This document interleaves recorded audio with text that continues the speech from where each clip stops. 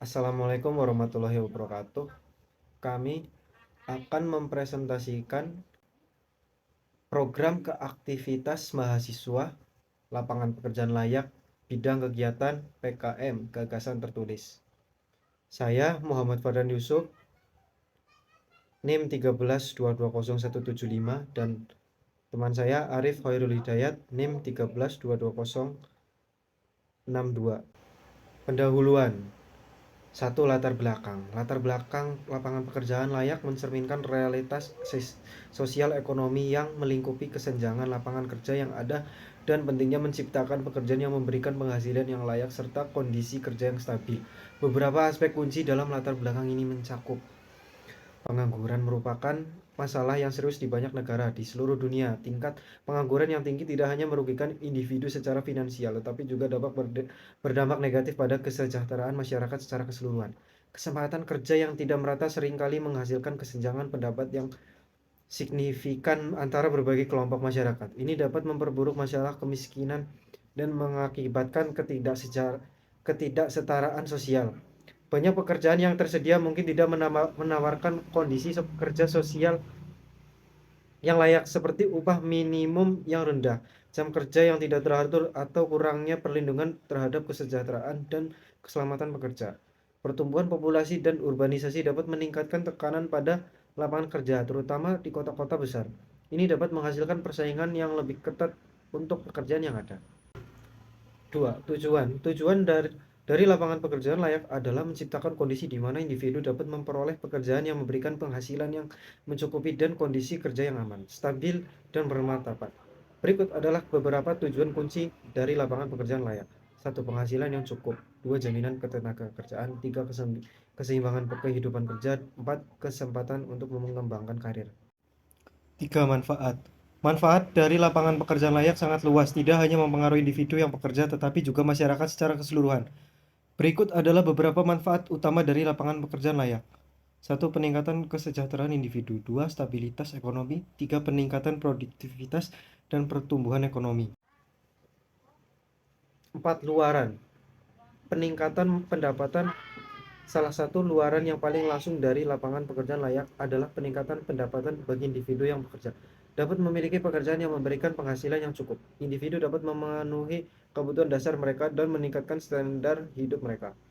Penurunan tingkat pengangguran. Adanya lapangan pekerjaan layak membantu mengurangi tingkat pengangguran dalam masyarakat. Hal ini dapat mengurangi tekanan ekonomi dan sosial yang terkait dengan pengangguran, serta memberikan stabilitas bagi individu dan keluarga mereka. Peningkatan kesejahteraan mental dan fisik. Dengan memiliki pekerjaan yang layak, individu cenderung lebih stabil secara finansial dan emosional. Ini dapat mengurangi tingkat stres dan kecemasan yang terkait dengan ketidakpastian pekerjaan, serta meningkatkan kesejahteraan fisik dan kesejahteraan mental. Gagasan. Gagasan tentang lapangan pekerjaan layak mencakup berbagai inisiatif dan konsep yang bertujuan untuk menciptakan lingkungan kerja yang lebih adil, aman, dan bermanfaat bagi semua orang. Berikut adalah beberapa gagasan yang dapat diimplementasikan untuk menciptakan lapangan pekerjaan layak. 1. Upaya untuk pendidikan dan pemeliharaan keterampilan. Investasi dalam pendidikan dan pelatihan keterampilan yang relevan dengan kebutuhan pasar kerja dapat membantu persiapan individu untuk pekerjaan yang lebih baik dan lebih layak. Program-program pelatihan yang disesuaikan dengan permintaan industri dapat meningkatkan keterampilan dan kompetensi pekerja. 2. Pemberdayaan ekonomi lokal mendorong pembangunan ekonomi lokal dan sektor-sektor ekonomi yang berpotensi untuk menciptakan lapangan pekerjaan baru dan berkelanjutan.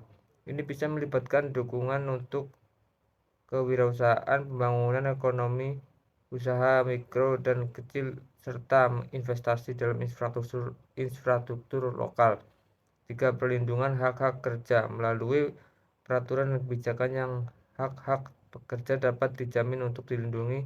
Ini termasuk upah minimum. Kesimpulan dari gagasan lapangan pekerjaan layak adalah bahwa pencipta dan pemeliharaan lingkungan kerja yang layak memiliki dampak positif yang signifikan bagi individu, masyarakat, dan perekonomian secara keseluruhan, termasuk pada poin kesejahteraan individu, kesetaraan dan keadilan, stabilitas dan pertumbuhan ekonomi, inovasi dan pengembangan. Dengan demikian, kesimpulan yang dapat diambil adalah bahwa lapangan pekerjaan layak bukan hanya penting untuk kesejahteraan individu, tetapi juga untuk kemakmuran dan stabilitas masyarakat secara keseluruhan. Ini menegaskan perlunya terus-menerus memperjuangkan kebijakan dan praktik yang mendukung penciptaan dan pemeliharaan lingkungan kerja yang layak di seluruh dunia. Sekian presentasi dari kelompok kami. Apabila ada kesalahan kata dan kekurangan pada penjelasan kami mohon maaf yang sebesar-besarnya. Wassalamualaikum warahmatullahi wabarakatuh. UMKM juga termasuk lapangan kerja layak. Jadi hari ini kami melakukan observasi dan wawancara dengan pelaku UMKM di Desa Purwonegoro, Kabupaten Banjarnegara, Mas Novi. Assalamualaikum warahmatullahi wabarakatuh. Di sini kami sedang bersama Mas Novi, pelaku UMKM. Baik, langsung ke pertanyaan saja. Mas Novi, Iya. sejak kapan Mas Novi memulai usaha teh desa ini? Oh, ya ini ya. Saya sudah berapa ya? 6 bulan yang lalu lah. Sejak 6 bulan yang lalu.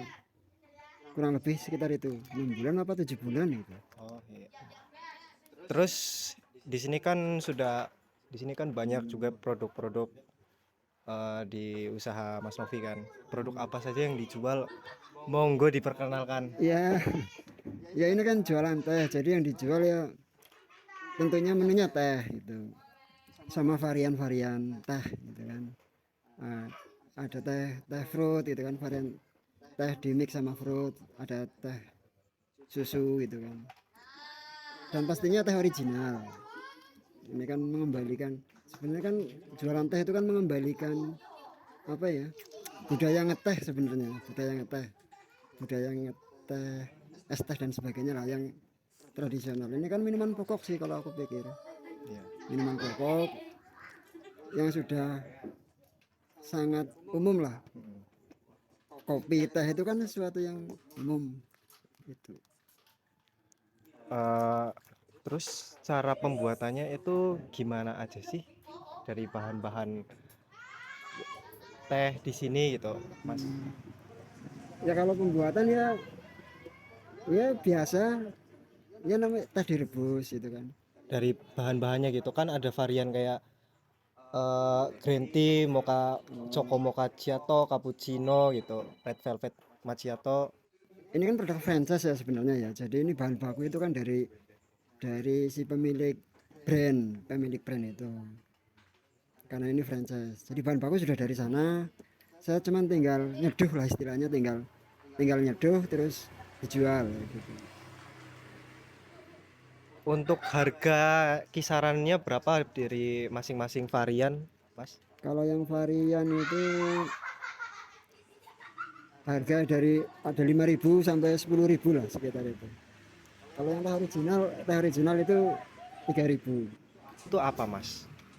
Kendalanya ya karena ini franchise, jadi kan kadang kelemahannya kalau franchise itu kan kita bahan baku dari sana dan itu harus order ya, tentunya kan harus ada yang buat order gitu kan.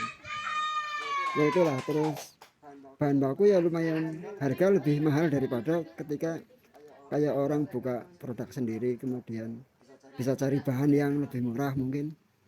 Nah kalau franchise kan harga dari sana, jadi mungkin kelemahannya itu harus order dan apa namanya bahan baku yang mungkin mahal gitu. Terus untuk kayak promosi itu atau pemasarannya itu ini sudah melewati tahap kayak online gitu atau masih secara offline gitu? Oh enggak sih, kalau aku offline sih, cuma ngalir aja lah, ngalir. Berarti di sekitar sini aja gitu kayak. Iya Awal mula kepikiran buka usaha kayak gini tuh gimana sih, Mas? ya, jadi awal itu kan saya lagi jalan-jalan di salah satu kota Purwokerto lah ya. Saat itu melihat fenomena munculnya teh ini itu kan pas lagi awal-awal muncul itu. Gitu ya. Saya ya terus aku lihat itu kayaknya wah ini kayaknya menarik gitu kan. Untuk di wilayah sini juga kan belum dirambah waktu itu. Ya itu. Ya kan ketika orang mau usaha kan kadang ada pertimbangan objeknya apa itu kan. Nah, saya melihat ini sebagai objek yang menarik untuk dieksekusi gitu kan. Karena tawarannya menurutku lumayan menarik gitu kan. Selain ini minuman pokok lah ya, teh itu kan pokok terus. Dan ya itu, terus melihat peluang itu jadi ya aku cobain eksekusi gitu. Oh iya. Terus pertanyaan terakhir, ada rencana nambah karyawan nggak buat usaha ini, Mas? Ya kalau itu kan sebenarnya bagian dari apa ya, kalau orang bikin konsep, bikin plan itu ya pastinya ke sana itu kan. Cuman persoalan nanti tereksekusi atau enggak itu kan realita di lapangan seperti apa. Ya kalau bikin apa, nambah karyawan dan sebagainya sih harapannya ke sana ya. Tapi ya, lagi-lagi ya kembali ke realita. Realita lapangan gitu ya. Realistis lah, realistis. Ya, mungkin cukup segitu dulu ya, Mas. Semoga usahanya semakin berkembang, Amin. semakin laris. Amin. Jadi, terima kasih atas waktunya, Mas. Iya, Sekian dari kami. Wassalamualaikum warahmatullahi wabarakatuh. Salam.